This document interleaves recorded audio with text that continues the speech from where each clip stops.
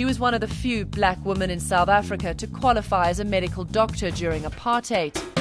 One of the founding members of the Black Consciousness movement in the 1970s, she was hounded and harassed by the apartheid authorities for years.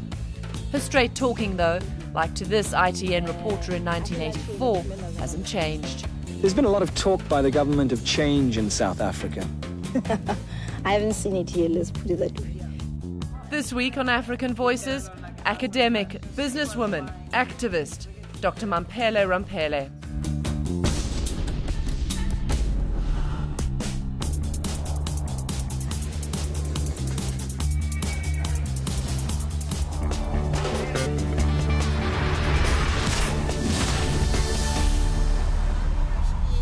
How do we address these challenges? Mamphela Ramphele is one of South Africa's most accomplished women.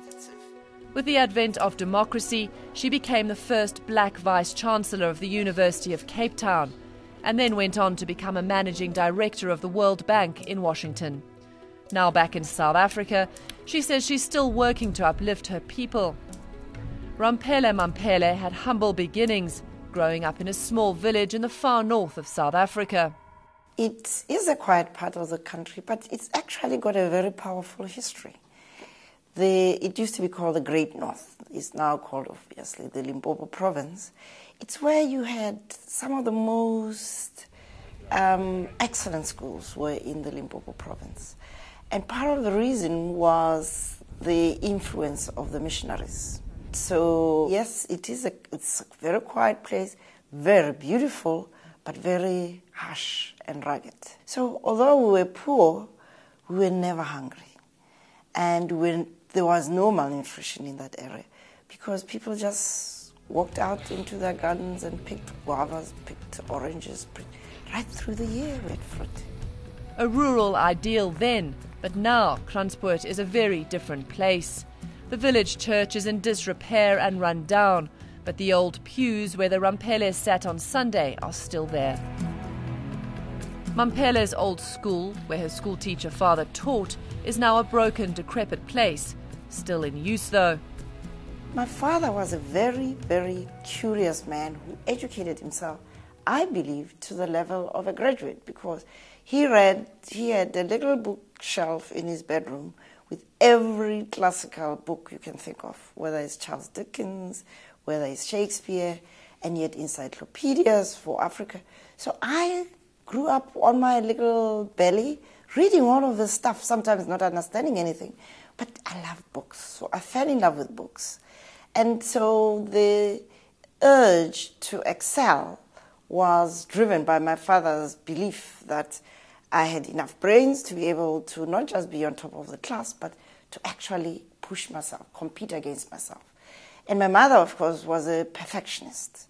So she was the mother, the housekeeper, the wife, and everything had to be perfect. So I learned to multitask and to excel in everything that I was doing because that was the expectation.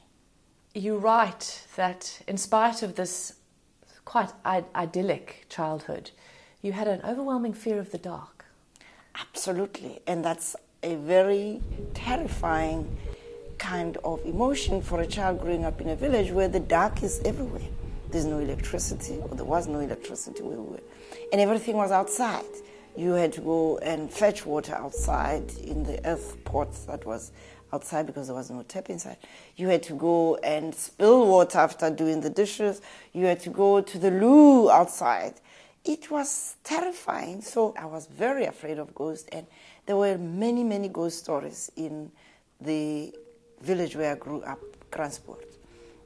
Particularly when it came to a tree which was at the center of the village, and you couldn't avoid the tree. It's where we went.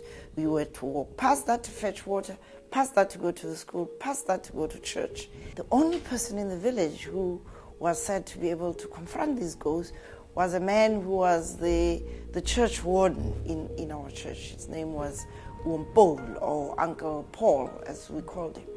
And he was quite bold in my child's eyes to be able to confront these ghosts and say, so-and-so, why are you frightening the children? Go and sleep and stop this.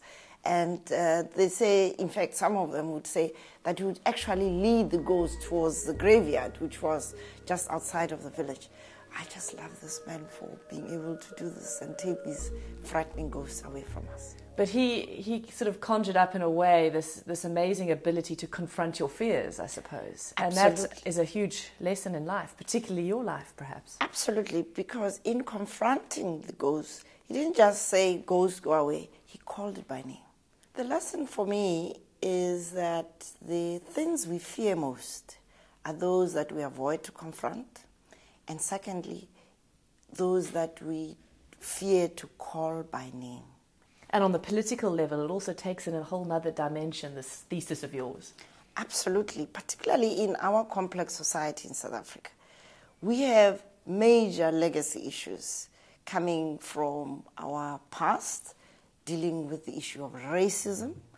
And I'm not just simply talking about white racism, but how racism has affected all of us, black and white, that we all have chips on the shoulder around this issue of racism. And the worst of those chips is the association between the color of one's skin and the level of intelligence, which was a very strong racist notion that black people were stupid because they were black. And now that black people are in charge, they are forever trying to prove that even though I am black, I'm as good as you are. Why?